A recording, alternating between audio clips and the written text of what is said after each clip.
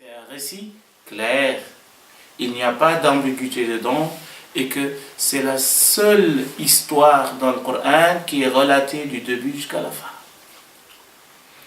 Toutes les histoires dans le Coran et les récits sont éparpillés dans les sourates. Vous comprenez ce que je suis en train de vous dire?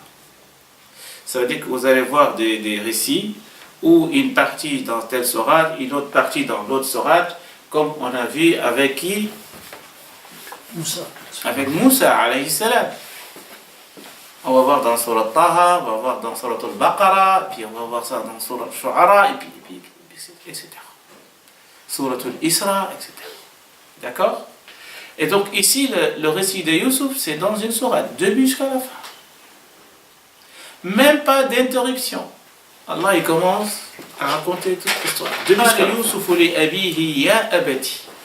La première phrase ici, lorsque Youssouf appelle son père, il lui dit Ya abati. Ça, c'est une formule de politesse et de tendresse. Et c'est comme ça qu'on doit appeler son papa. Et vice-versa pour le papa aussi envers son fils. Ya bunay. Comme Luqman. Hein? Ya bunay, la tushrik billah. Il ne faut pas associer Dieu. Ya bunay. Ça, c'est quand il chouchoute tes enfants. Pas l'appeler Yabni. C'est bon. Mais si tu dis Ya bunay, ça, c'est vraiment un nom ou une appellation d'amour et rempli de tendresse. Ya bunay. Et quand le fils aussi appelle son père, il lui dit Ya abi, Ya abati. Hassan nous dit il y a 3 sortes de songes ou de rêves, en tout cas. Le premier, c'est quoi? Le premier, c'est ar-ru'ya salihah. C'est quand il fait un bon rêve. Et un bon rêve, tu peux le savoir. C'est positif. Quand c'est positif, c'est ce qu'on appelle un bon rêve. Tu fais un rêve que tu étais en train de tourner autour de la Kaaba. Tu fais un rêve que tu es en train d'aider tes parents. Tu es en train de rêver que tu as vu le prophète. Tu as fait un rêve que tu es en train de lire le Coran. Ou bien tu es entré au paradis. Ça, c'est des bons rêves.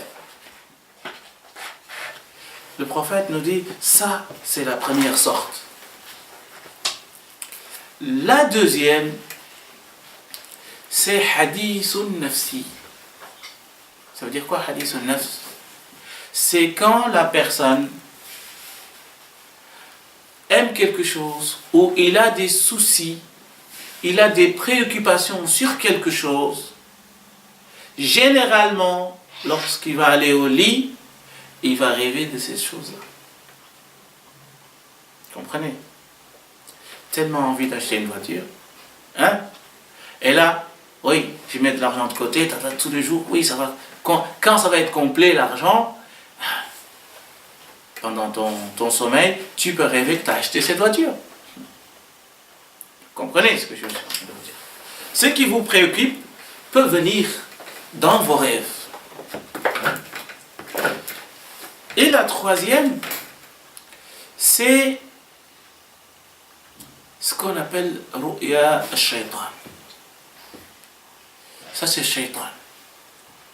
C'est shaytan qui vient t'inspirer et te souffler des choses. Alors, quelle est la position du musulman vis-à-vis de ces 3 rêves? Comment il doit agir selon ces 3 rêves? Pour le premier, si le rêve est positif, parce que nous, quand on fait un rêve positif, qu'est-ce que nous demande le prophète? Comment agir? Qu'est-ce qu'on doit faire? Le prophète sallallahu nous dit, tu peux le raconter, tu peux. Ça, c'est une version. Une autre version, il dit, il faut le raconter aux gens qui t'aiment et que toi tu aimes. Tu racontes ton rêve aux gens qui t'aiment ou tu estimes qu'ils t'aiment. Tu leur racontes ce rêve. Racontez. On n'a pas dit, interpréter. Raconter. Ça, tu peux. Et si tu fais un mauvais rêve, comment tu dois agir? Moi, je sais. Vous allez appeler un cheikh. Je sais. Oui, j'ai fait hier soir un rêve. Tatati, tatata, tatati, tatata. Oui, mais tu sais que tu vas voyager dans une semaine et puis, voilà, l'avion va tomber. Hein? Ou bien, tu es quelqu'un de chanceux. Ils vont te dire des choses. À la Kulihal, ils vont te raconter des choses. Ce qui est très grave. Très grave. Car le prophète sallallahu alayhi wa sallam, qu'est-ce qu'il nous recommande? Il nous dit, si tu fais un mauvais rêve, il ne faut pas le raconter. Ben oui. Il ne faut pas le raconter. Ça veut dire, aller chercher une interprétation, c'est raconter le rêve. Donc, on ne te demande pas d'aller chercher quelqu'un qui va l'interpréter pour toi. On te demande de le garder. Et quand tu le fais, alors que tu es encore au lit, tu dois faire quoi? Changer de côté. Changer de côté. Quoi d'abord? أعوذ بالله من الشيطان الرجيم أعوذ بكلمات الله التامات من شر ما خلق. C'est ce que vous devez dire d'abord. Et puis après, on neuf à gauche. Oui. On quoi?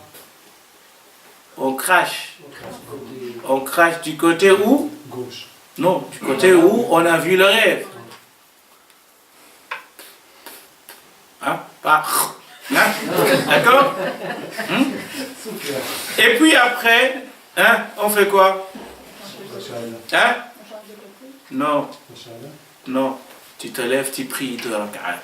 Tu fais des rak'at. D'accord?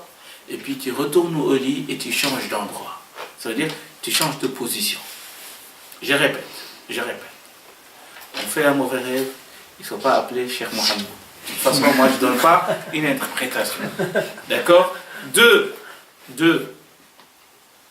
Tu dis A'udhu billahi minash shaitanir rajim. C'est ce qu'on a dit. Et puis,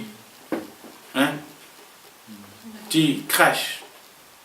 Et puis, tu pries. Et puis, tu tournes. Si tu veux encore rester au lit, tu changes de position. Oui. C'est dans le cas où ce mauvais rêve nous réveille alors. Parce que des fois, on s'en rend compte. Oui, c'est qu'il te réveille. Oui, quand on se réveille, c'est ce qu'il faut faire. Et on peut le faire à ce moment-là. Ah oui, tu te lèves, tu fais tes ablutions, tu vas aller prier, puis tu reviens au lit. Et si on ne se rappelle pas du rêve. Mais qu'on sait qu'on a fait un mauvais rêve. Tu sais que c'est un mauvais rêve quand même. Tu auras l'impression que c'était un mauvais rêve. Non, tu rêves et tu sais pas. Rien. Mais il faut rien faire alors. Tu vas rêver alors. Une semaine, 2 semaines après. Tu as eu peur. Ah oui, moi aussi ça m'arrive. Ça arrive à beaucoup de gens. Moi généralement c'est comme ça. Même. Des fois même je le vois. Oui. Donc il y a quelque chose. Ça arrive. Parfois même je m'en rappelle une semaine après ou parfois même 6 mois après. Je me rappelle que j'avais rêvé. Et à ce moment-là on peut faire... Non, c'est terminé, c'est fini. Et Cheikh, quel est l'intérêt alors de raconter les bons rêves? Parce qu'au fond on recherche quand même une interprétation. Ben non, le but c'est pas de chercher une interprétation. Et donc on ne peut en aucun cas interpréter les rêves. Il faut quelqu'un qui Allah a donné c'est-à-dire la science. C'est dans son nature, justement. Vous voyez, quelqu'un qui a cette science. Et cette science, c'est pas 1 plus 1 égale 1 plus 1 égale 2. Maintenant, on a le livre de Ibn Sirin. Je rêve. C'est pour tout le monde. Le monde entier, c'est la même interprétation pour tout le monde. Ben, ça passe pas comme ça. Comprenez? Ceux qui connaissent bien les rêves vont vous dire, même ça dépend à quel moment de la nuit tu es arrivé. Est-ce que c'est le fajr? Est-ce que c'est juste après l'Isha? Est-ce que tu avais le wudu? Tu n'avais pas le wudu? Est-ce que tu t'es couché vers la qibla ou pas? Il y a plusieurs paramètres. Donc le même rêve peut avoir une panoplie de significations. Ça veut dire quoi? Vous voyez cette phrase? On porte préjudice souvent à la femme. On dit oui, les femmes sont les championnes des ruses, n'est-ce pas? Vous les hommes, c'est ce que vous disiez. C'est vrai ou pas? Que vous êtes les championnes? On va dire oui. Est-ce que vous êtes les championnes? Non. Moi, je ne suis pas d'accord. C'est les hommes qui sont les champions. Ben oui. Cette phrase, ce n'est pas la phrase de Dieu. C'est qui a prononcé cette phrase? C'est le juge. C'est le juge. C'est son mari. C'est son mari. C'est son Son mari. mari qui a dit ça. C'est comme si quand il dit dans le Coran, lorsque Pharaon nous dit Ana rabbukumul a'la. Oui, c'est la parole de Dieu. Mais dans le Coran, ce n'est pas la parole de Dieu, c'est la parole de Pharaon. Ce que dit Pharaon, ce n'est pas la parole de Dieu. C'est Allah qui raconte les propos de Pharaon. Ici, c'est le mari qui dit ah, vous êtes vraiment des ruses. Ce n'est pas Allah qui dit que les femmes sont des rusées. Allah, il n'a pas dit ça. Regardez dans les tribunaux. Il y a plus d'hommes que de femmes. Les grands voleurs, les grands arnaqueurs. Hein? C'est qui? C'est les femmes? Une petite partie. Les prisons. Les prisons. Il y a combien d'hommes et que de femmes? Et sur Terre, Les grands ruseurs, c'est qui? sur Terre, il y a plus de femmes que d'hommes en plus. Alors, ils font moins de mal que les hommes. Et donc, ici, il faut faire attention. Parce qu'on a tendance, même des savants qui disent Inna kaida kunna adhim. Mais oui, mais ça, c'est pas la phrase de Dieu. Hein. Allah, il n'a pas dit que les femmes étaient des rusées. Il n'a jamais dit ça. Ça, ce sont les hommes qui ont eu une lecture sur le Coran et ils ont interprété le Coran comme ils veulent, à leur sens. Comprenez? Il ne faut pas l'accepter. Hein?